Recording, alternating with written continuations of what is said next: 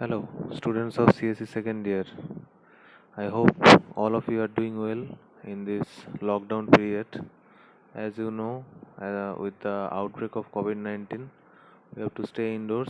Our colleges and institutes are remaining closed at least till 10th of June.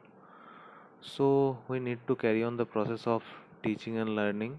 In order to do that, we have arranged the special online classes so that we can reach to you, every one of you, and we shall carry on the discussion about the formal language and automated theory that was going to taught by me in the actual class, but unfortunately I have to continue like this.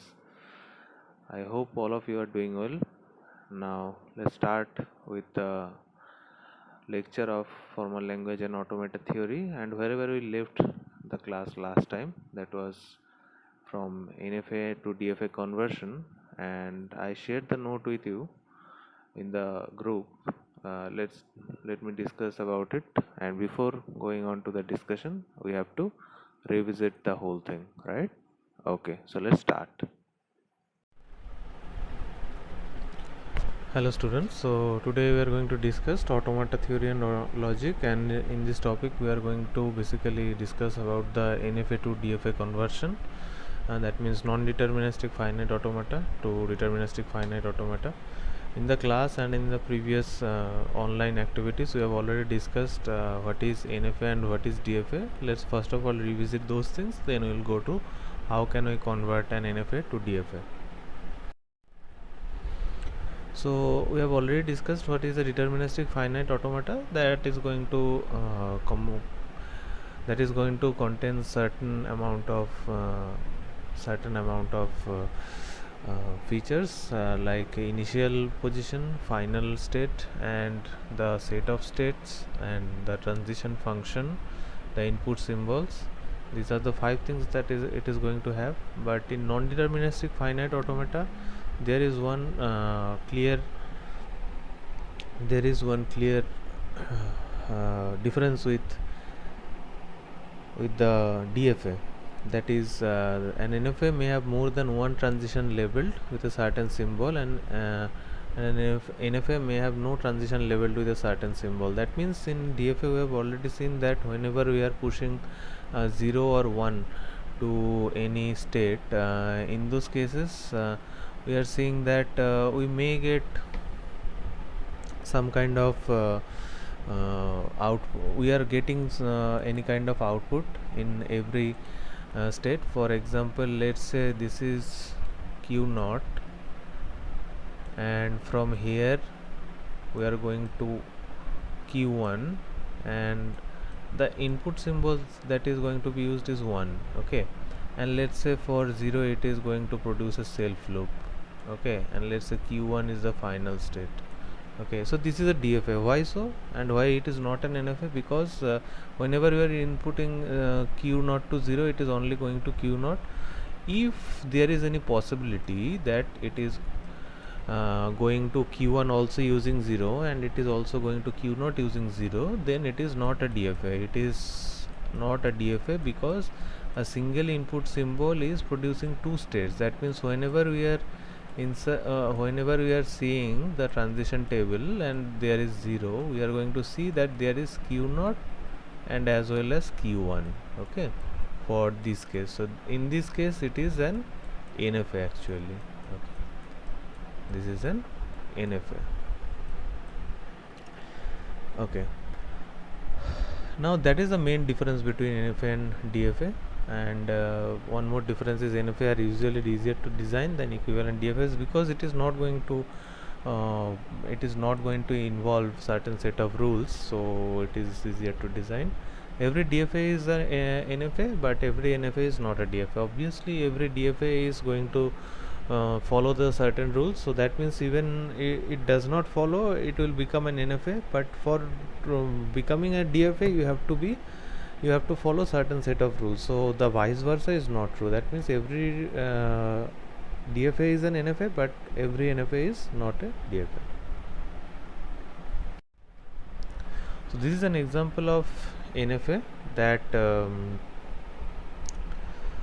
In this case we can see that one state is producing this thing, that is 0 comma 1, right?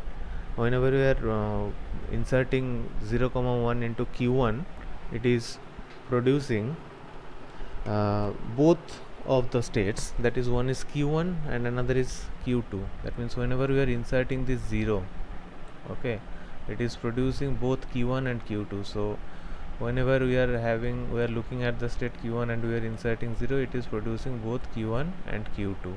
So that is why it is an NFA.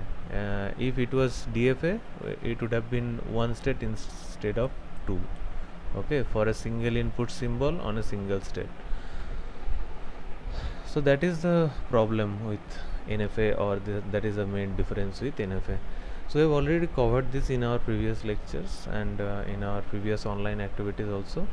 Let's see how can I convert. But before conversion, you have to keep in mind one thing, that for every string there is a unique path from initial state, because whenever the input symbol is, let's say this is q0 and let's say this is q1, okay, there can be only one input symbol for DFA.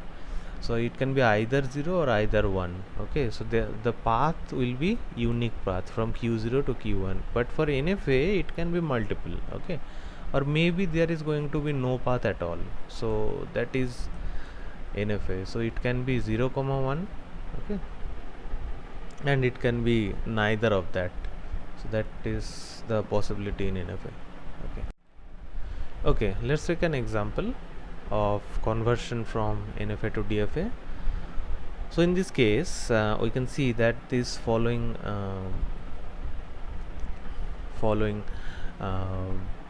transition is an NFA, because whenever you are inputting 0 symbol on q0, it is going to produce both q0 and q1, okay, and if I put 1 on this, it is going to be a self loop, and there is no problem otherwise, but this thing is going to make it NFA, not a DFA. So how can I convert it into DFA? So I have already shared the note previously. If you follow that, you will see that what is the proper algorithm there, that you have to add the set of states into the already existing set, okay. That was the main concept. That means for each step you have to, in each step we have to add the set of states that is getting generated with by an input symbol. So I didn't discuss it back then, but now I am going to discuss it, how it is going to work. So whenever we are inputting 0 on q0, it is going to produce q0 and q1. So let's just write q0 comma q1, okay, for 0, and for 1 it is going to produce only q0, okay. In the next step, what is going to happen? In the next step, we have already gone to q1 here, but we are going to consider that we are having this state as q0 q1. This is an unique state, q0 q1. So let's first of all try to understand what is happening over here. That is, whenever we are giving the input symbol of 0 on q0, it is producing both of q0 and q1. That is why it is an NFA, not a DFA, right? So in the next state, what we have to do, we have to consider this q0 comma q1 as a set of state.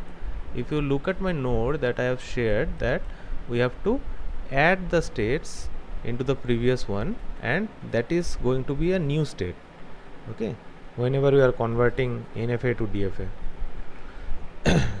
So for whenever we are looking at q0 comma q1, now this is a new state, okay. So how can I include this in the transition table? Now I have to see that what happens whenever I input 0 on q0, whatever happens whenever I input 0 on q1, what is the outcome? We have to write it over here, and we have to follow this procedure, okay. So if I input 0 on Q0, it is going to produce Q0, and if I input 0 on Q1, it is going to produce nothing. So we are going to write over here that it is Q0 comma Q1, right?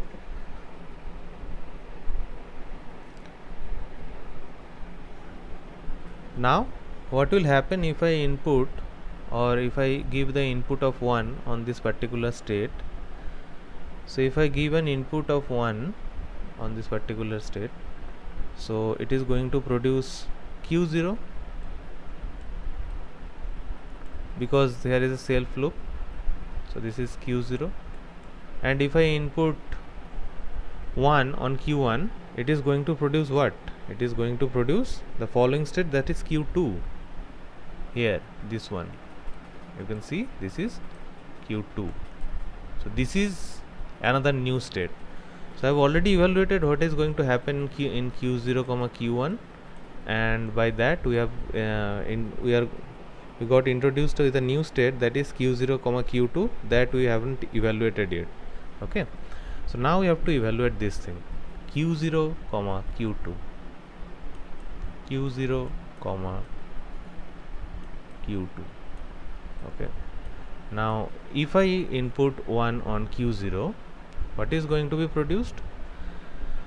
It is going to produce the same thing, that is Q0, and if I input 1 on Q2, it is also going to produce Q2. So this is going to be same, right?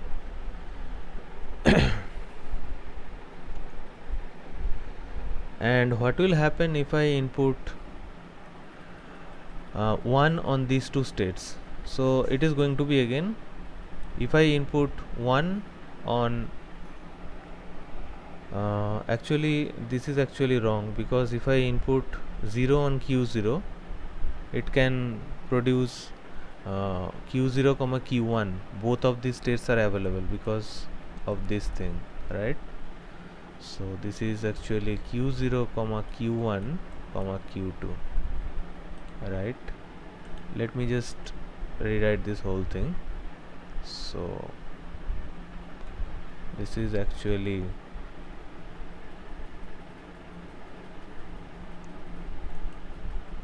Q0 comma Q1 comma Q2, Q2. Okay, and if I input 1 on this thing, it is going to produce what? If I input 1 on Q0, it is going to produce Q0, and if I input 1 on Q2, it is going to produce Q2.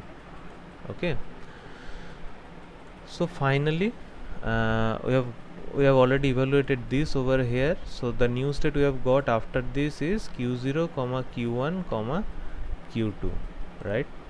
So now again we have to evaluate this thing, because it is a new state that hasn't been evaluated yet. So let's apply this Q0 Q1 Q2, and if I apply 0 on Q0, it is going to produce both Q0 and Q1. If I apply 0 on Q1, it is going to have nothing, and if I apply 0 on Q2, it is going to produce again Q2. Okay, now again if I apply 1 on Q0, it is going to produce Q0 only. If I apply 1 on Q1, it is going to produce Q2, and if I apply 1 on Q2, it is going to also produce Q2. So that is the set of states. Now you can see that there are no new states available. This has been evaluated, this has been evaluated over here, this is already evaluated, and all of the states are evaluated previously. So now we have the final transition table where there is no a repetition of the input symbols, and now we have to consider this q0, q1, q2 as a single state. That means the set of states are going to be considered as a single state, right? So let's try to draw the transition diagram for this particular example. So if I try to draw this, there are going to be q0 is, let me draw it. Okay, so if we want to create the transition diagram, it will somewhat look like this. I already have it drawn. Let me just explain it. Okay, so whenever we are applying 0 on q0, we are getting q0 q1. So whenever we are applying 0 on q0, we are getting q0 q1. Okay, when we are applying 1 on q0, we are getting q0. Whenever we are applying 0 on, now we are talking about this one. Okay, whenever we are applying 0 on this thing, we are getting a self loop we are getting, and whenever we are applying 1, we are getting this new state of q0 comma q2, right? Now next up, we have to evaluate this new state, that is q0 comma q2. When we are applying 0 on this thing, we are getting that third new state, that is q0 comma q1 comma q2 when we are applying 0, and whenever we are applying 1 on this thing, we are getting a self loop, that is q0 comma q2. Okay, lastly we have to evaluate this thing, the new state that we have got. So when we are applying 0, we are getting q0 comma q1 comma q2 on this thing, so that is a self loop, and when we are applying 1, we are going back to the previous state, that is q0 comma q2. Okay, so that's it. That was the transition diagram, and this is the transition table. You can see there is no particular repeat if you consider this as a new state, the set of state as a set. You can see that whenever we are applying a certain symbol, it is only producing one particular state, so that is going to be a unique path. And what are the final states over here? You can see that in the NFA, q2 was the final state, so all of the states having q2 are the final state. That's why it is mentioned as final state, and this is mentioned as final state, right? So you have to remember that as q2 was the final state, so this is a final state, and this is also a final state. So these are the references I have used throughout, and let's catch you on the next one. Stay safe, stay at home. Thank you.